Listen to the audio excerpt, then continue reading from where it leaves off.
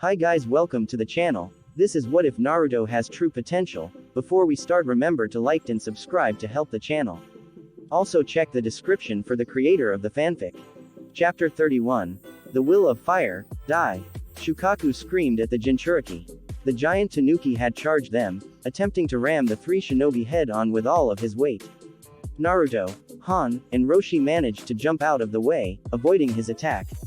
Shukaku then proceeded to swing his tail at them. Both Naruto and Han were able to avoid the attack, but Roshi was unable to get away in time. The Yonbi Jinchuriki was knocked backwards and hit the ground hard. He hissed in pain. Old man. Naruto's eyes widened. Shukaku raised his claw and pointed it at the downed Jinchuriki. Sand moved forward rapidly towards him in the shape of a hand. As the sand was about to reach him and grab him, Roshi stood up. His own hand was then surrounded by molten rock. Roshi punched the incoming sand directly, destroying it instantaneously. He then made a series of hand signs before releasing a barrage of molten lava rocks from his mouth directly at Shukaku. The balls collided with the Tanuki's body, causing it to stop moving and wince slightly in pain. Naruto, with Roshi here, let's try getting you atop Shukaku one more time the same way we have been trying. Han suggested as he charged Shukaku, seeing an opportunity to strike. The Gobi Jinchuriki delivered a steam-augmented kick to the Tanuki's stomach, causing him to wince and lean back slightly. Naruto proceeded to jump back on the Biju's tail and began to climb up it again. Quit trying this, Shukaku hissed. It's not going to. Lava style. Melting apparition jutsu. The Aikibi's comments were interrupted as Roshi released a fast-moving lava-like acid from his mouth.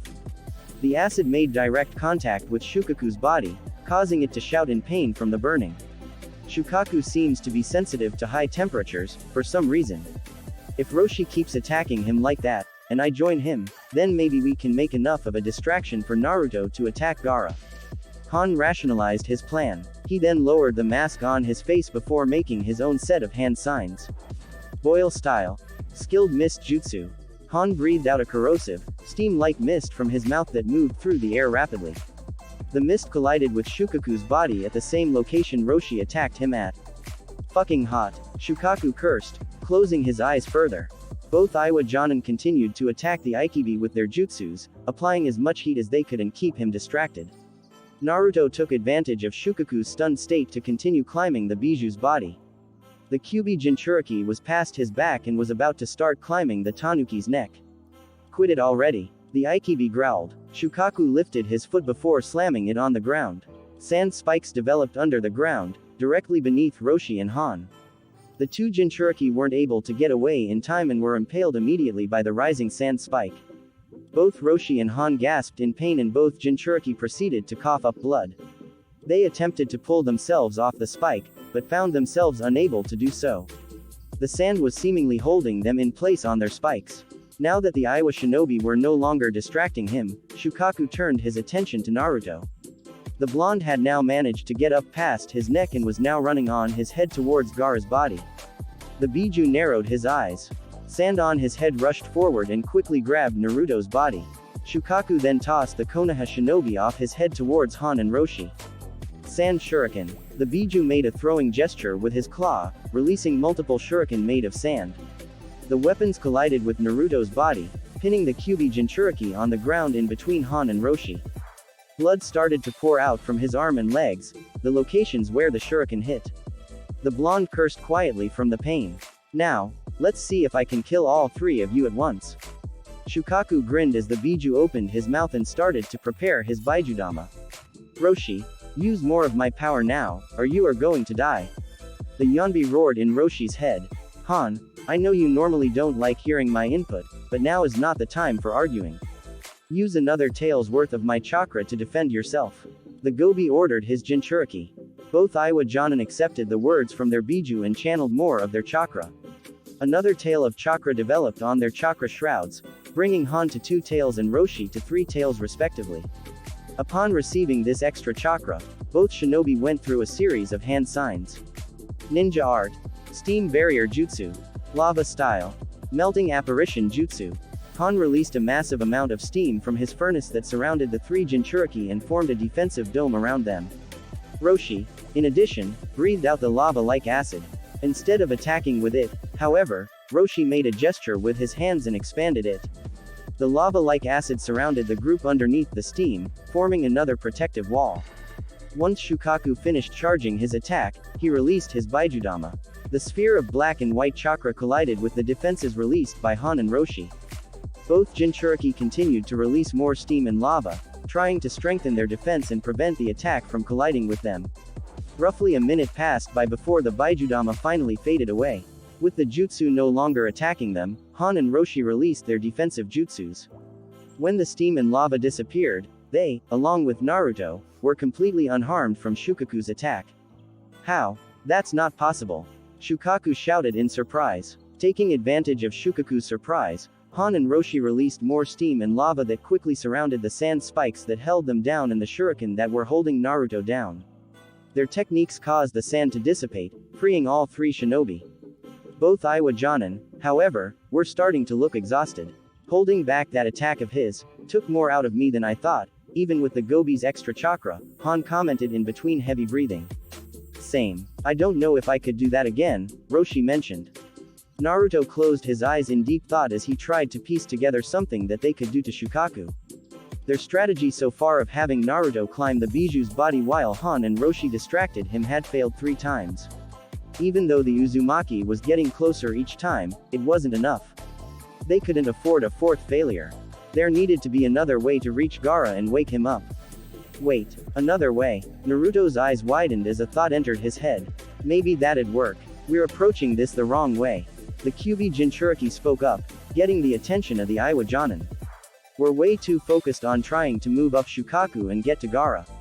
That's not going to work. What we need to do is bring Gaara down to us. 1000 Bee Stings Jutsu. The swarm of bees surrounding Onoki charged forward at the man, releasing their stingers at him once again. The Sandaime Tsuchikage continued to dodge each attack, being careful not to be hit even once. This was, however, much more difficult than before. The longer I keep this up, the more tired I'm going to become. I'll eventually get hit and die to the poison. Onoki realized. I need to neutralize his bees. Maybe. Onoki quickly flew into the air as fast as he could. While making his ascent, the Sandaime Tsuchikage was making hand signs. The bees followed right behind, trying to reach up to him. Dust style. Atomic dismantling. Pillar. The Tsuchikage lowered his hands, pointing them at the approaching bees. A 3-dimensional pillar, similar to his cubes, appeared and extended forward. The bees were then completely surrounded inside of it. They proceeded to fly forward against the pillar, but were unable to break free. Interesting. I presume you're going to blow up my bees then with that jutsu of yours. Ishikawa noted with a frown on his face. That maybe would have worked against them while my bees and I were alive, but were dead. They, like me, are Edo Tensei constructs. My bees will revive. Just like how I would if you somehow kill me. I know it won't kill them. That was never the intent. However, that doesn't mean they'll be able to break out of my jutsu. Onoki explained with a smirk on his face. Realization dawned on Ishikawa's face exactly what Onoki had done. The Shodaime Tsuchikage immediately grinned in response. So you'll keep them inside and remove them as a factor from the battle overall. Excellent thinking, Onoki. My most devastating techniques aren't usable without my bees. The grin faded from his lips as he felt his body making more hand signs. However, you're not done with your battle yet. I have more tricks up my sleeves than just my bee-related ninjutsu. I know about your skill with earth-style ninjutsu. You even helped create some of the mountain formations that surround our village. Onoki commented, his smirk growing. He then proceeded to make a series of hand signs identical to the ones his predecessor was making. I may take this opportunity to just see how my skills with the earth element compare to yours. Show me everything you got, young one. Even though I can tell I was not summoned with my full strength, you'll need to use everything you are capable of if you wish to match me. Ishikawa answered as he and his successor finished their hand signs. Earth style. Stone manifestation. 2 sets of tiles rose into the air. They then started to change shape until they formed into large boulders. Each set of boulders surrounded the Tsuchikage that created them. After creating his boulders, Ishikawa then used a technique similar to Onoki's and made his body lighter, giving him the ability to fly.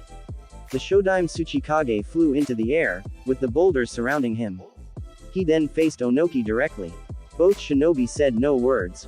They raised their hands forward, causing one of the boulders surrounding them to move forward towards the other. The boulders collided against each other, breaking apart and creating multiple smaller rocks. Onoki and Ishikawa then rushed forward in the air, ready to truly begin their battle of Earth-style ninjutsu. Alright, it's finished. Now, how many more strokes do I have left? Jiraiya questioned. Just a few more. Tobirama answered immediately. The next stroke is, my body's finished reforming. Hashirama shouted. Oh come on. Jiraiya nearly shouted in exasperation. The Toad Sage's battle had started to fall into a pattern. After following Tobirama's and Hashirama's advice on how to avoid or counter their jutsus, he would use an explosive tag or one of his fire-related jutsus to destroy their bodies. Then, while they were reforming, he would receive instruction from Tobirama on how to construct the necessary seal to end the Edo Tensei. Unfortunately, the bodies of the deceased Hokage would reform before Jiraiya could get too many strokes done. Therefore, he'd have to put the scroll away and focus on battling again. While this was a tedious process for Jiraiya, it was also draining. Even though the deceased Hokage were not revived with their full strength, they were still strong enough to keep Jiraiya in constant pressure. The Toad Sage was exhausted and was getting worried that he would be unable to continue for too much longer. Despite his exhaustion, the Sannin put away the scroll for a moment and prepared to fight just as the bodies of the Shodaime and Nadaime Hokage reformed. Careful again, Jiraiya. The next jutsu I'm using is one of my most devastating. Hashirama warned as he ran through another set of hand signs. Wood style. Wood dragon jutsu. After finishing his hand signs, Hashirama created a gigantic wooden dragon. The dragon rotated around the bodies of the deceased Hokage for a few moments before it rushed forward and attacked Jiraiya, opening its mouth to bite down on him. The Sannin jumped away just before being bitten. Destroy its head with any strong technique you know and you'll destroy the dragon. Hashirama shouted his advice. The Toad Sage nodded in understanding. He continued to jump from tree to tree across the battlefield, avoiding the wood dragon's attacks. After a few seconds of positioning, the Sannin brought his hands to his mouth. He released a giant, sticky oil bullet from his mouth that landed directly on the dragon's head. He then started to make a set of hand signs, but his actions were interrupted as the dragon turned around and captured him by swirling around his body. Get out of there. Now, Tobirama ordered as he felt his hands clap together. Water style. Water colliding wave. Shit. Hurry up, you old toad. Jiraiya mentally yelled at himself. He pulled his hands out of the dragon's grip and continued his hand signs. Fire style. Toad oil flame bullet. Jiraiya released a flaming bullet from his mouth that made direct contact with the wooden dragon's head. It ignited with the oil on its head, creating a massive conflagration. The resulting flames destroyed the dragon's head, causing the wooden body to crumble immediately.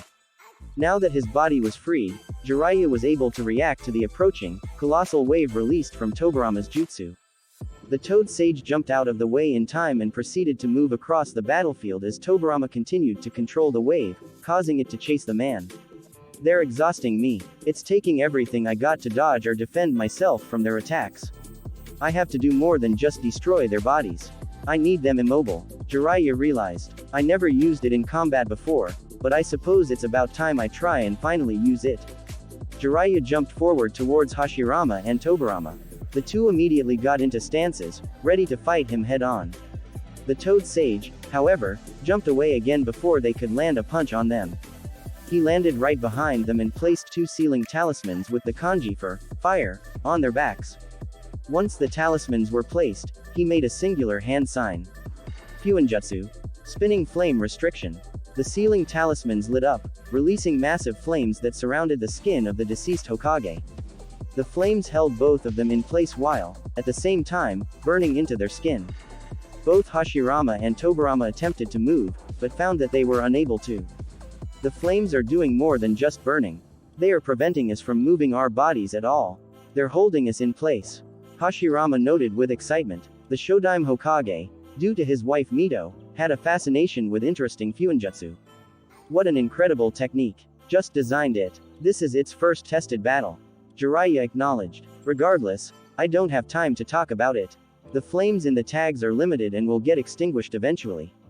If we hurry, though, I can maybe finish creating the seal. He then proceeded to pull out the scroll from his pocket. Nadaime-sama, please continue. Of course. Tobirama nodded his head in understanding as he continued his instructions. Hiya. Both Hiruzen and Orochimaru were, once again, in a stalemate.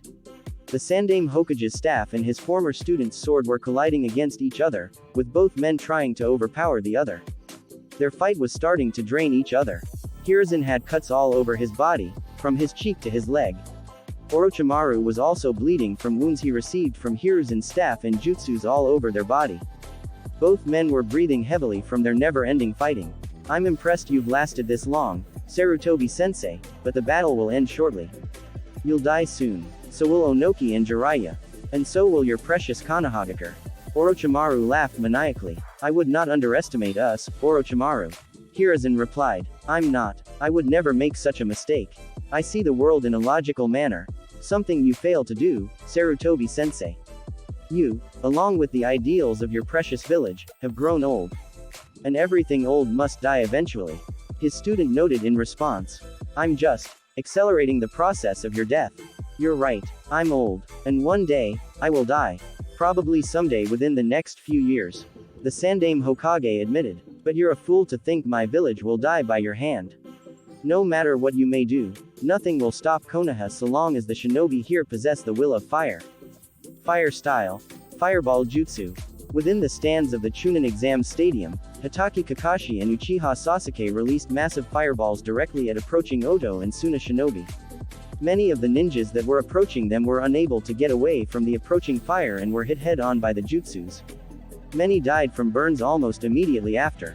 After their attacks, they both continued to look around the area for more opponents, using their Sharingan in preparation for any possible attacks. I am impressed at how much you have improved, Sasuke. Our training really has done well for you. Kakashi praised his student, letting a small smile grace his lips underneath his mask. Enough to fight off these invaders. Sasuke replied as he turned his attention towards a Suna shinobi that had managed to avoid his fireball. The Uchiha had managed to block the approaching shinobi's fist and counterattacked with a punch. His attack managed to knock the shinobi down the stands, causing him to hit his heart against the chairs a few levels down. Don't let up even for a second. Kakashi ordered. Keep using the same force. We must protect the people here at all costs. Right. His student nodded as he focused his Sharingan eyes at another approaching Suna shinobi. They'll pay for trying to invade Konoha. Demonic illusion. Tree binding death. Kurenai, after activating her jutsu, disappeared to the eyes of the Oto shinobi around her. Immediately afterwards, they felt themselves being grabbed by the roots of a tree that had appeared behind them. The shinobi all struggled and screamed, trying to pull themselves away, but were unable to fight back. After capturing them in her genjutsu, rushed over to the Oto shinobi. She pulled out a kunai and slit the throats of each shinobi. In a few seconds, all of the shinobi that were trapped in her genjutsu were lying on the ground, dead. How are you doing, Ibiki? She asked, turning her head to face her friend. The woman noticed Ibiki was strangling a Suna shinobi with a chain. The Tokubetsu Jonin studied the face of his opponent intently, making note of his desperation and agony. After a few seconds, Ibiki finally tightened his grip on his chains further, causing them to dig deeper into the Suna Chunin's neck and snapping it, killing him instantly. I'm fine. Just wishing I had a little more time to spend with these shinobi. There's too many around to focus on just one. That means I can't use my Iron Maiden or any of my fun weapons on them. Ibiki replied with a groan of disappointment. Sometimes I forget that you share Anko's sadism. Sometimes I wonder if every member in the T&I department is as bad as you too. Kurenai commented with a sigh. It comes with the job requirements. If you don't love it before your job, you'll definitely love it over time. Ibiki chuckled in response. His eyes then hardened at the sight of more approaching Oto and Suna shinobi. But regardless, these invaders deserve all of the pain and torture that they can possibly get. They will all suffer for trying to harm the village. I agree with that. Kurenai nodded her head in understanding as a grin developed on her face, a slightly sadistic one that would make Anko proud. She then started to make hand signs, preparing a genjutsu for the next set of shinobi that would attack her. Then I'll try and emulate you and Anko and see if I can enjoy bringing these invaders pain. Ibiki's only response was a chuckle as he gripped the chain in his hands tightly, ready for his next opponent. This way men. The granddaughter of the Tsuchikage should still be in the infirmary and should be too weak to fight. If we kidnap her, then we have some ransom over Iwa after the invasion is over. Asuna shinobi informed a squadron of shinobi with him. The squad of Suna shinobi moved through the hallways of the stadium rooms, looking for the infirmary and for any Konoha shinobi that could get in their way. After a few minutes of searching, they finally found the door to the infirmary. The men looked at each other and smirked, ready to kidnap Kuretsuchi. Ninja art. Poison darts jutsu. Just as the leader of the squad was about to open the door to the room, he, along with his men, felt a strong, stinging sensation in their neck. They all proceeded to turn around and look around the hallway for their attacker. "Show yourself," one of the Suna shinobi hissed. Before he could wait for an answer, the man felt himself growing more and more tired. The world started to spin around for him. A few seconds passed by before he passed out on the ground. His fellow shinobi started to fall as well. In a matter of seconds, the only shinobi that was conscious was the leader of the squadron. The Suna shinobi, however, felt his own consciousness slowly starting to fade. Just as he was about to pass out, he noticed Yowamushi Roto, along with the Konoha medical shinobi, appear in the hallway from seemingly out of nowhere. "How? Where did you all come from?" The squad commander croaked out before succumbing to the poison in his system.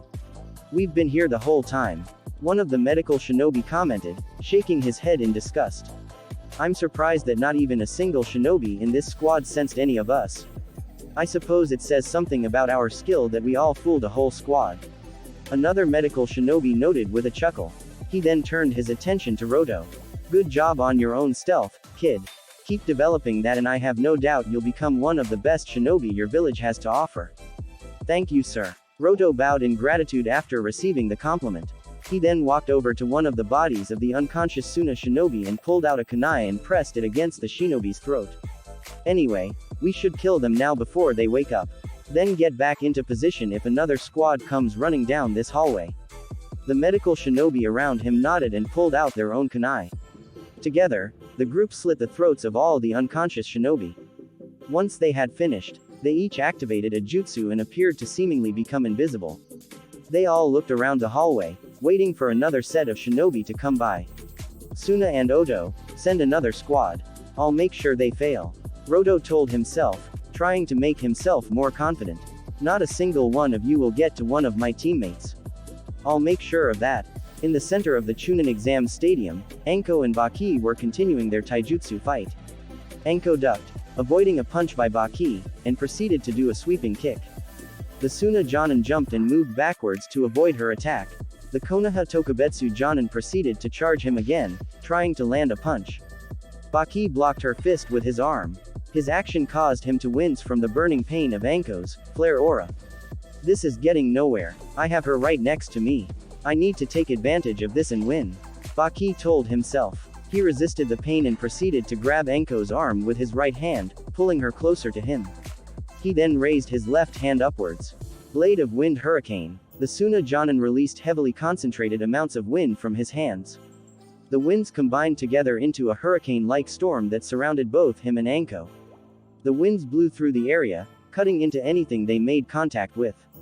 Anko winced in pain as she felt the wind cut deep into her skin, causing her to bleed further. Despite her pain, however, she couldn't help a small grin developing on her face. "You made a mistake getting me inside your wind.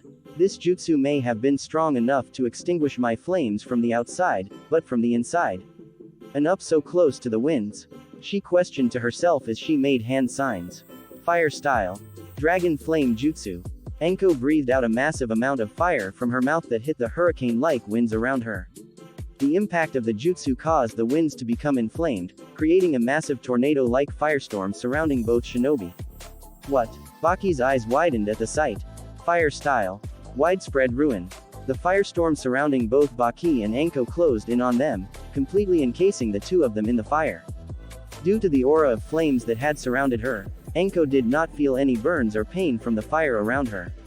Baki, on the other hand, was still surrounded by the wind he used to augment his taijutsu. His body quickly caught on fire and, despite his efforts, was unable to be put out. "Ah!" he screamed in pain. Baki continued to struggle for a few moments to fight off the burning and put out the flames. His efforts failed, however, and after a few minutes, the Suna Jonin fell to the ground, dead. The flames remained and continued to burn at his body. Realizing that her opponent was dead, Anko cancelled her jutsu and ended the firestorm. She took a hard look at the body of Baki before she sighed in relief. The Tokubetsu Jonin then turned her attention upward, towards the sky. Hayate, rest in peace, my friend. She prayed. Multi-shadow clone jutsu. Around 100 clones of Naruto appeared in a poof smoke. All of them appeared in front of the 3 Jinchuriki and each clone possessed the same demonic chakra cloak that the original Naruto possessed. Shukaku looked at them in slight interest. All you did was just give me more targets to hit. Make as many clones as you want.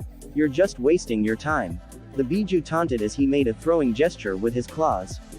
Sand Shuriken. The Aikibi tossed another series of Sand Shuriken towards the 3 Jinchuriki and the clones. A few of the clones were unable to get away in time and were dispelled upon impact, but the majority of them, along with Naruto, Han, and Roshi, were able to avoid the attack. The group then ran towards the giant Tanuki. Naruto, along with his clones, made a series of hand signs before jumping into the air. Wind style. Great breakthrough. Naruto, along with each of his surviving clones, unleashed a powerful gust of wind from their mouth. Each individual blast of wind made contact with Shukaku's body, causing him to move back slightly. Repeat that again, Naruto. Now it's your turn to join in, Han. Roshi spoke with a grin. Wind style. Great breakthrough. Erupting strong foot. Naruto and his clones released another set of gusts of wind towards Shukaku. The Aikibi, in response, rooted his feet into the ground to prevent himself from being pushed back by the wind. His efforts failed, however, as Han jumped towards him and delivered a powerful, steam-augmented kick to his stomach. The sheer force of his kick knocked the Biju off balance.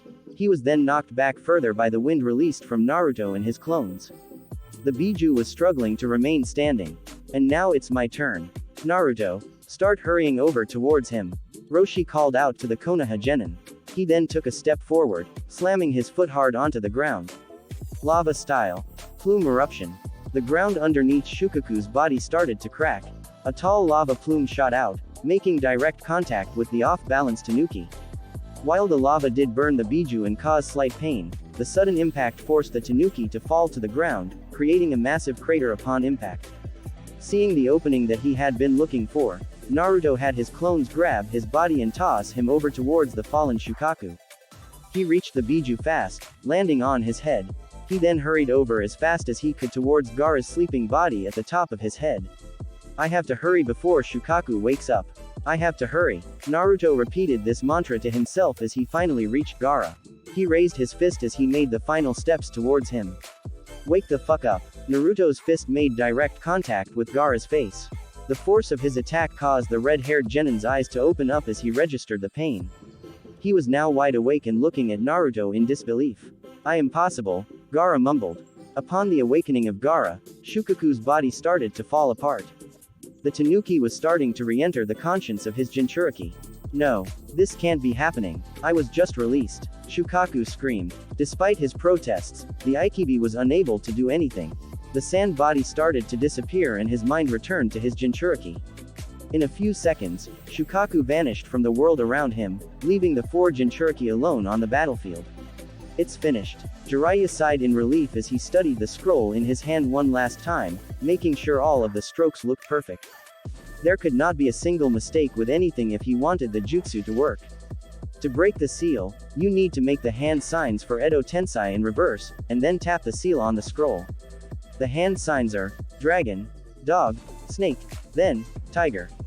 Tobirama informed the Toad Sage. 1 scroll should be enough for our souls and the soul of the Shodaime Tsuchikage. Jiraiya nodded in understanding to the Nadaime Hokage's words. He then made the 4 necessary hand signs before tapping his finger on the seal he had created. The seal started to light up, changing from its blood-red color to white. The bodies of Hashirama and Tobirama then started to slowly fade away, starting from their feet. Both Senju men sighed in relief, knowing that the Edo Tensei was finally broken. You truly are skilled with Fuinjutsu, Jiraiya. Hashirama commented with a grin on his face. My darling Mito-chan would most likely love to meet you one day, when you eventually join us in the afterlife. Don't mind me, but I'll push that meeting for a later day. I still got a few things I need to for Konoha, after all. Jiraiya responded with a laugh. You've done well, Jiraiya. Truly, you are one of the greats of your day. Tobirama praised. For the first time since he was summoned into the world of the living, the Nadaime Hokage smiled. Continue to help Konoha stay strong. And make sure that the man who summoned us here dies, either by your hand or Saru's hand. I'll do what I can. I promise you both. The Sannin bowed his head at the words of the Nadaime. In a matter of seconds, the physical bodies of the former Hokage disappeared. The souls of Hashirama and Tobirama were sealed within the scroll. With both men gone, Jiraiya picked up the scroll and rushed over to the nearby battle between Onoki and Ishikawa. What's going on? Ishikawa questioned, his eyes wide in surprise. Is the Edo Tensei over? The Shodaime Tsuchikage had been in the process of making hand signs for an earth-style jutsu to use against Onoki. His body, however, stopped moving. His body was starting to disappear, starting from his feet. He then turned his head to the side and noticed that his bees that were still trapped by Onoki's jutsu, like him, were also starting to disappear.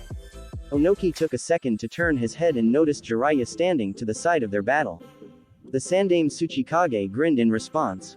It seems that the Sandaime Hokage's student is skilled enough with Fuinjutsu to cancel this technique after all. Onoki noted. What a relief. Such a jutsu should not even exist. The dead should remain dead. Ishikawa noted, shaking his head in disgust at the concept of the jutsu. But, I must admit, I am glad that this happened. It was a joy to see you again, Onoki, and to see how strong you have come. I can already tell that Iowa will continue to thrive with you as their leader, and for whoever you choose to succeed you. I simply am trying to follow your example, Ishikawa-sama. The Sandaime Tsuchikage replied, his grin turning into a more sincere smile. Whatever you are doing, it is working. Keep Iowa strong, Onoki. I will enjoy meeting you again in the afterlife years later. We'll have much to discuss about our village, I believe. Ishikawa chuckled to himself.